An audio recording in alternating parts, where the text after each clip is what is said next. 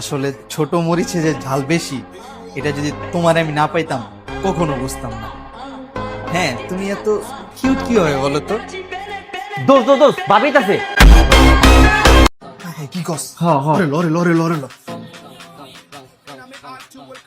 বাবু, বাবু তুমি এখানে? আমি শুনছি তুমি রেস্টুরেন্টে, তাই আমি তোমার সাথে দেখা করতে আসছি। ও, এটা কে?